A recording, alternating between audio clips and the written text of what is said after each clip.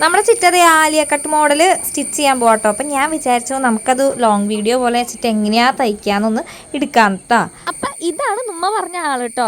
അപ്പോൾ ചിറ്റയ്ക്ക് കാലിന് ചെറിയൊരു വയ്യായ്ക ഉണ്ടെങ്കിലും അതിനെപ്പറ്റി ചിന്തിക്കാനുള്ള സമയം പോലും ചിറ്റയ്ക്ക് കിട്ടാറില്ല. തിരക്കുള്ള തയ്യൽക്കാരിയാണ് നമ്മുടെ ചിറ്റ. ഇത് ചിറ്റേഴ്സാണോ?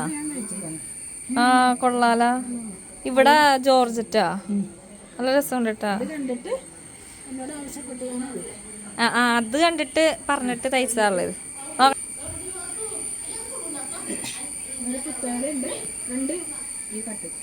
ബാക്കാ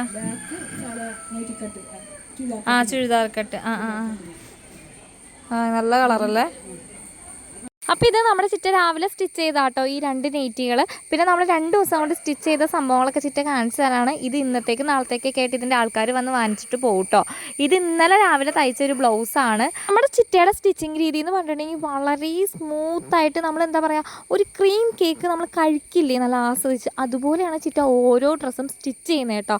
എന്ത് രസമാണെന്നറിയോ കണ്ടിരിക്കാനായിട്ട്. അപ്പോൾ ഇതൊക്കെ 2 ദിവസം കൊണ്ട് തയ്ച്ചതാണ് കേട്ടോ. അപ്പോൾ ഇതൊക്കെ ഇനി അയൺ ചെയ്ത് വെക്കാനുണ്ട്. പിന്നെ നാളത്തേക്ക് ഒരു 6 ജോഡി ചുരിദാർ മെറ്റീരിയൽ സ്റ്റിച്ച് ചെയ്യാനുണ്ട് കേട്ടോ. അപ്പോൾ ആ ഒരു ടെൻഷനിലാണ് ആള്. അപ്പോൾ അതിൽ പെട്ടെന്നാണ് നമ്മുടെ ആലിയ കട്ട് മോഡലൊക്കെ കേട്ടോ. ഞങ്ങളെല്ലാവരും വീട്ടിൽ വന്നേക്കുന്നതുകൊണ്ട് ആൾക്ക് ഞങ്ങളുടെ കൂടെ സംസാരിച്ചിരിക്കാനും തോന്നുന്നുണ്ട്, പക്ഷേ സ്റ്റിച്ച് ചെയ്ത് കൊടുക്കാനും ഉണ്ട്. പുറകെ നമ്മുടെ ചിറ്റയുടെ സ്റ്റിച്ചിങ് ഒക്കെ വരുന്നതായിരിക്കും. അപ്പോൾ നമ്മുടെ ചിറ്റയ്ക്ക് 30 വർഷത്തെ എക്സ്പീരിയൻസ് ഉണ്ട് കേട്ടോ. ചെറുതാണെങ്കിലും ഒരു വീടൊക്കെ പണിതത് ഈ ഒരു ഫീൽഡിൽ നിന്നിട്ടാണ്. അപ്പോൾ നമ്മുടെ ചിറ്റ തയ്ച്ച ഡ്രസ്സൊക്കെ എങ്ങനെയുണ്ട്? അടിപൊളിയല്ലേ? അപ്പോൾ ഇഷ്ടപ്പെട്ടിട്ടുണ്ടെങ്കിൽ ഞങ്ങളൊന്ന് കൂട്ടാക്കാൻ മറക്കരുതേ. അപ്പോൾ നമ്മുടെ ചിറ്റേനെ ഇഷ്ടമായെങ്കിൽ ഒന്ന് ലൈക്ക് ചെയ്യാനും മറക്കരുത്. അപ്പോൾ അത്രയുള്ളൂ. ടാറ്റാ.